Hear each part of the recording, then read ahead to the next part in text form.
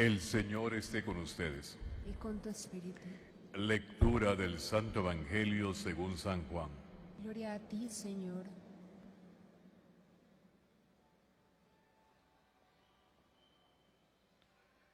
El primer día de la semana, María Magdalena echó a correr y fue donde estaba Simón Pedro y el otro discípulo, a quien tanto quería Jesús, y les dijo: se han llevado del sepulcro al Señor y no sabemos dónde lo han puesto. Entonces salieron Pedro y el otro discípulo camino del sepulcro.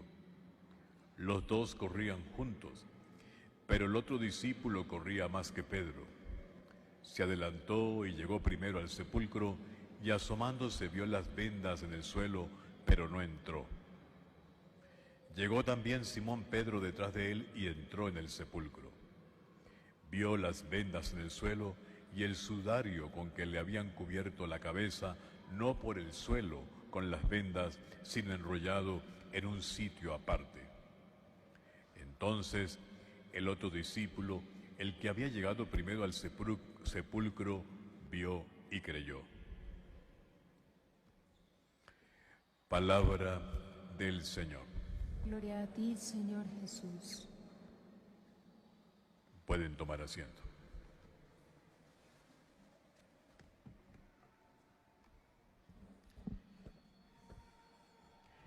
Bien, mis queridos hermanos,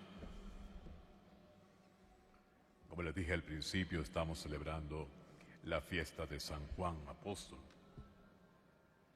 Durante todo este tiempo de Adviento y de Navidad, San Juan fue un personaje vital, muy importante. San Juan nos narró cosas en relación con Jesús.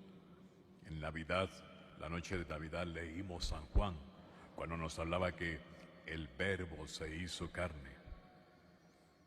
Según cuenta la historia de la Iglesia, Juan era hijo de Zebedeo y era hermano de otro apóstol llamado Santiago. Fue él, junto con su hermano, quizás uno de los primeros discípulos llamados por Jesús. Eran pescadores y pescaban ahí en el lago de Genesaret.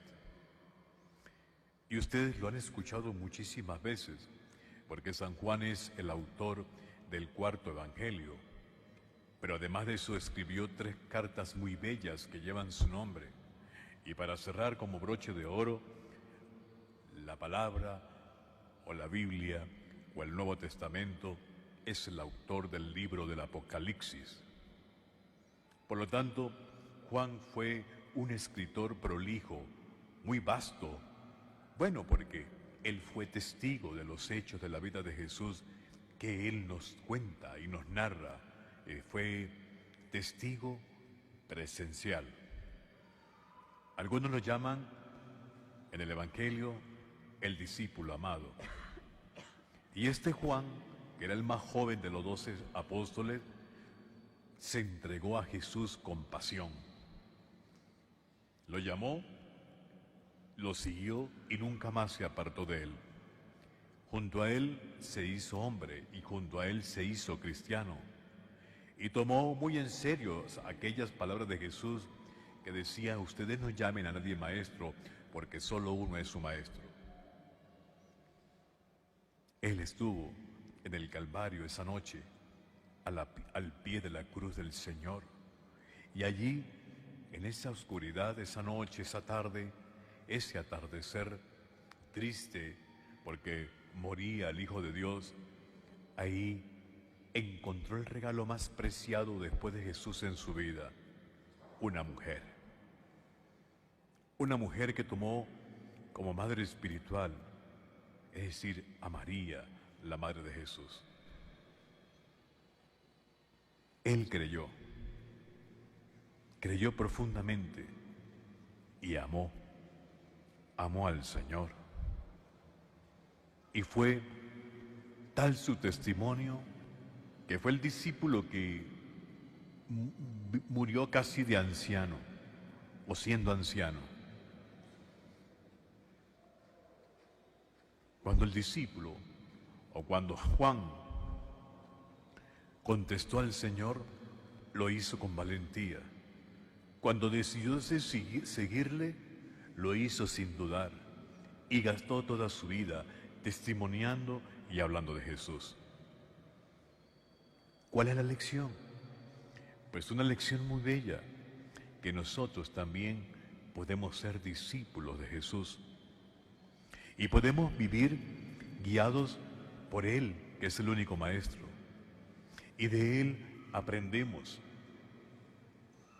la importancia de la fe, con Él aprendemos la importancia del amor, con Él aprendemos la importancia de vivir y permanecer siempre atrapados por la ternura y la misericordia de Jesús.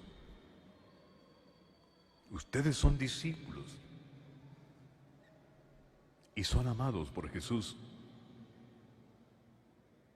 Todos aquí somos discípulos y Jesús nos conoce y los conoce a cada uno de ustedes. No lo duden. Y tienen que esforzarse, yo los invito a esforzarse para descubrir los signos de Jesús resucitado. Interpretar su presencia resucitada en medio de nosotros. Donde los demás vean escándalo, pesadez, anacronismo, sea pasados de moda, pues nosotros podamos ver huellas, signos, ternura, presencia real. Donde otros vean una tumba vacía, como esta humanidad que solo ven tumbas vacías, nosotros seamos capaces de ver y creer. Es mi consejo. Estamos celebrando una fiesta bella, San Juan, pero también la historia nos cuenta otras cosas de San Juan. Dicen que vivió y murió en una ciudad de Éfeso, en Asia. Él fue desterrado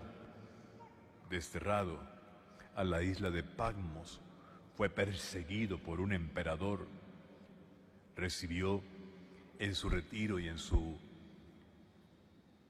asilo en ese país, fue cuando recibió aquellas visiones increíbles que quedaron escritas en el Apocalipsis. Cuentan que fue martirizado, pero a pesar del martirio no murió, no le causó la muerte, él murió anciano. Cuidó a la Virgen María hasta que la Virgen subió al cielo. Es más, era un hijo más de la Virgen. Así que, como dije al principio, esta figura es una figura ejemplar y su fiesta es un llamado a nosotros mismos cristianos, y nos dice su fiesta que no basta cantar y gozarse con el pesebre, que no vale solo contemplar la belleza y la ternura de la Navidad. No basta con mirar esa figura de yeso que reposa dormido y confiado en el regazo de una joven madre, la Virgen María. Nos dice que tenemos que ir más allá, que nosotros tenemos que dejar de ser cristianos tibios, dudosos, intimidados, cristianos silenciosos, escondidos, cristianos a medias, cristianos mediocres, cristianos sin sustento teológico ni estudiados en las verdades del Señor, que tenemos que ser cristianos comprometidos, que tenemos que ser testigos de verdad, que tenemos que acudir a la palabra, porque la palabra es Dios y la palabra es de Dios, que tenemos que arriesgarnos, que tenemos que nadar contracorriente en un siglo XXI donde el gnosticismo, el agnosticismo y el alejamiento de Dios es real, que tenemos que enarbolar la bandera de nuestra fe ante tantas cosas terribles que pasan en el mundo, y que tenemos que ser consistentes entre lo que decimos que creemos y entre lo que vivimos. Coherencia, coherencia total.